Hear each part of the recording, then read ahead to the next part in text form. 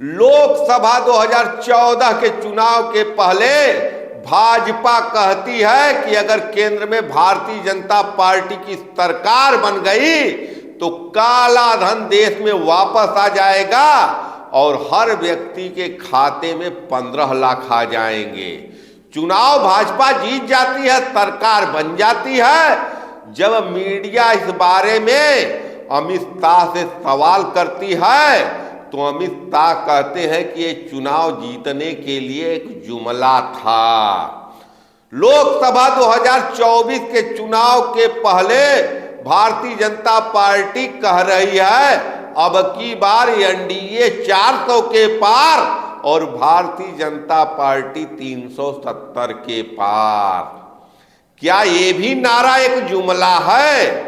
क्योंकि हकीकत जो है वो भाजपा के बड़े बड़े नेताओं के टेबल पर है, प्रधानमंत्री मोदी के टेबल पर है, गृह मंत्री अमित शाह के टेबल पर है, भाजपा के अध्यक्ष जेपी नड्डा के टेबल पर है। टेबल पर क्या है? टेबल पर सर्वे की और रिपोर्ट है जो गुजरात की एक एजेंसी ने भारतीय जनता पार्टी के लिए लोकसभा 2024 के चुनाव के संदर्भ में किया था। उस टेबल की रिपोर्ट क्या कहती है? क्या उस टेबल की रिपोर्ट को आधार माने तो अब की बार 400 के पार, अब की बार 370 के पार सिर्फ एक जुमला है। आज के वीडियो में हम इन सब बातों पर से पर्दा हटाने जा रहे हैं।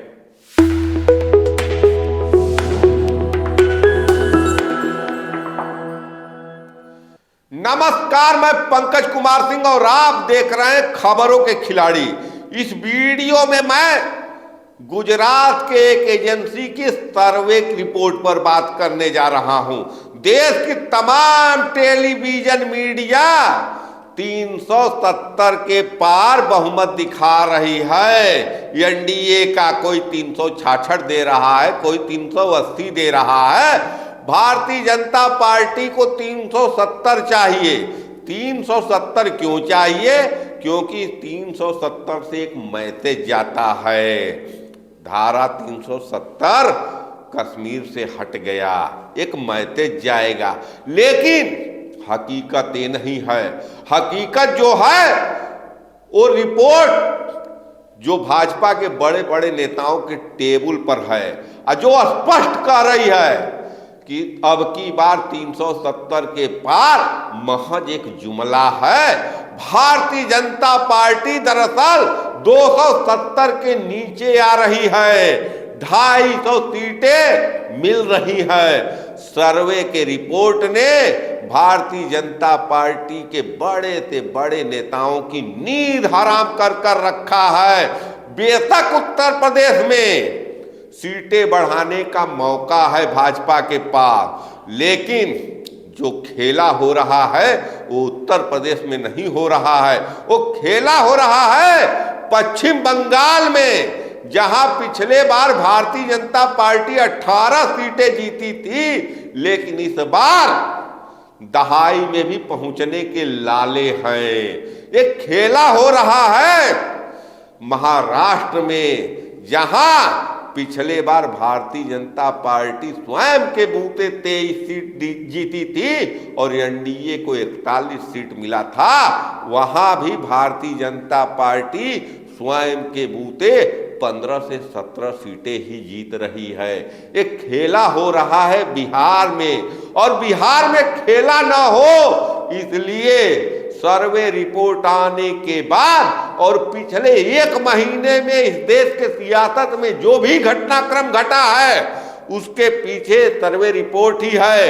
नीतीश को ऐसे ही दरवाजा और खिड़की नहीं खोला गया। नीतीश को लाने के लिए जो दरवाजा खिड़की अमित शाह ने भरे मन से बंद करने का ऐलान किया था, उसको आनन फानन में यूं ही नहीं खोला गया। यूं ही नहीं, जनसंघ के विरोधी नेता चौधरी चरण सिंह को भारत रत्न दिया गया। यूं ही नहीं, कर्पूरी ठाकुर को भारत रत्न दिया गया। उस कर्पूरी ठाकुर को भारत रत्न दिया गया जिनकी सरकार जनसंघ ने ही बिहार में गिराई थी। तो ये जो बेमेल का भारत रत्न बट रहा है, ये कहीं न कहीं उस सर्वे रिपोर्ट के आने के बाद भारतीय जनता पार्टी के नेताओं के परेशानी का कारण है। बेशक भारतीय जनता पार्टी को पूरी उम्मीद थी कि अयोध्या में श्री राम लला के भव्य मंदिर में प्राण प्रतिष्ठा के बाद एक ऐसा माहौल बनेगा जिस पर सवार होकर लोकसभा 2024 में पूर्ण बहुमत के आंकड़े को पार किया जा सकता है। और ये पूर्ण बहुमत हर हाल में भारतीय जनता पार्टी को चाहिए। एनडीए के पूर्ण बहुमत से भाजपा का काम नहीं होने वाला है, क्योंकि इस समय देश के सियासत में हर एक राजनीतिक दल पलटी मारने में एक्सपर्ट है।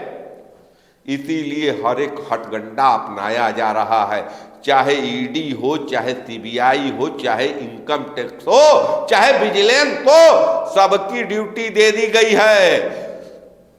चुनाव आयोग को भी बता दिया गया है कि आपको करना क्या है। यहां तक कि आज के तारीख में देश के सरकार के निशाने पर सुप्रीम कोर्ट भी है। आपने प्रधानमंत्री का वो भाषण तो सुना होगा जिसमें वो कांग्रेस छोड़कर भाजपा में आए नेता प्रमोद कृष्णन के लिए बोलते हैं कि मुझे आपके पास देने के लिए बस भावना है। अगर मैं भावना से आगे बढ़कर एक मुट्ठी चावल भी आपको दूंगा तो देश की सुप्रीम कोर्ट में कोई पीआईएल दाखिल करेगा और मुझे दोषी करार कर दिया जाएगा। तो इस ढंग का जो भाषण भावनाओं के वेग में दिया जा रहा है और जिस ढंग के से सियासत में राजनीतिक पार्टियों को तोड़ा जा रहा है, कहीं न कहीं सर्वे रिपोर्ट आने के बाद भाजपा के घबराहट को दिखा रहा है। भाजपा घबराई कहां से है? भाजपा घबराई है उड़ीसा से, जहां पिछले बार 9 सीटें मिली थी वहां भी नुकसान हो रहा है। नुकसान तो भारतीय जनता पार्टी को सर्वे रिपोर्ट में हरियाणा में भी हो रहा है, जहां किसान आंदोलन, जहां पहलवान आंदोलन, जहां ओल्ड पेंशन स्कीम, जहां पूर्व मुख्यमंत्री हुड्डा और उनके बेटे दीपांकर हुड्डा इस समय नए नए ईडी के निशाने पर आने वालों की लिस्ट में शामिल हैं।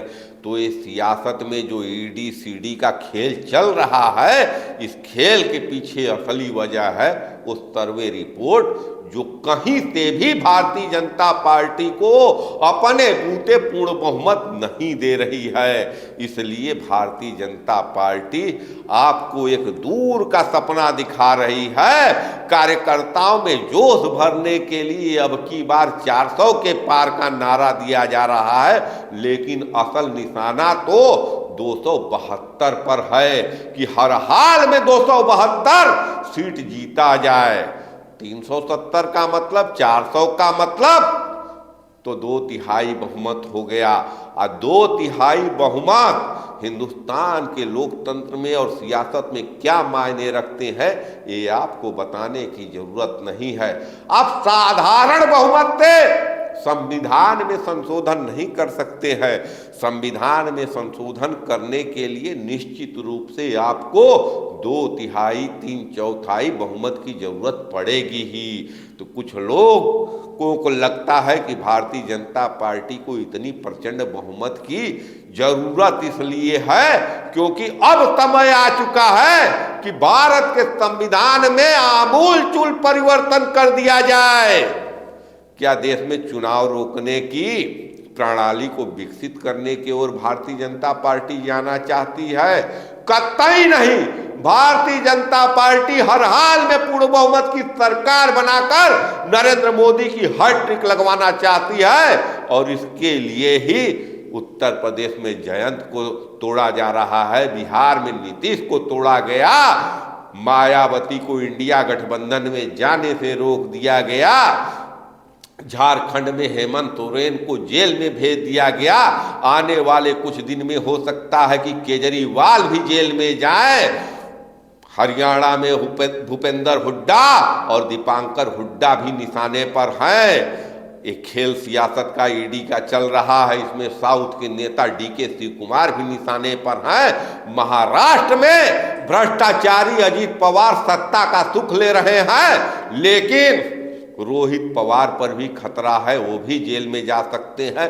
तो इस ढंग से जो सियासत की व्यूह रचना रची जा रही है, कहीं न कहीं इसके पीछे उस सर्वे रिपोर्ट है जो भारतीय जनता पार्टी को 250 के लगभग सीटें दे रही है। और 250 का मतलब एक मजबूत सरकार नहीं है, कहीं न कहीं बैसाखी वाली सरकार रहेगी, जैसी सरकार इसके पहले भारतीय जनता पार्टी के तरफ से ही अटल बिहारी वाजपेयी की रह चुकी है। और जो बड़े फैसले लेने के लिए विपक्षी दलों पर, सहयोगी दलों के आसरे चलना होगा। तो इस ढंग की सियासत से बचने के लिए भारतीय जनता पार्टी का मुख्य निशाना पूर्ण बहुमत पर है। देखना बहुत दिलचस्प है कि 370 क्या भारतीय जनता पार्टी का जुमला है या वाकई भारतीय जनता पार्टी 370 के पार जा रही है, या भारतीय जनता पार्टी 272 पर निशाना रखकर 370 बोल रही है। इन सब पर हमारी भी निगाहें हैं, आप भी अपनी निगाह लगा कर रखिए और वोटिंग के लिए तैयार रहिए। चंद दिनों में अधिसूचना जारी होने वाली है। लोकसभा 2024 का चुनाव बहुत ही दिलचस्प मोड़ पर खड़ा है। आप देखते रहिए खबरों के खिलाड़ी। जय हिंद, जय भारत, नमस्कार।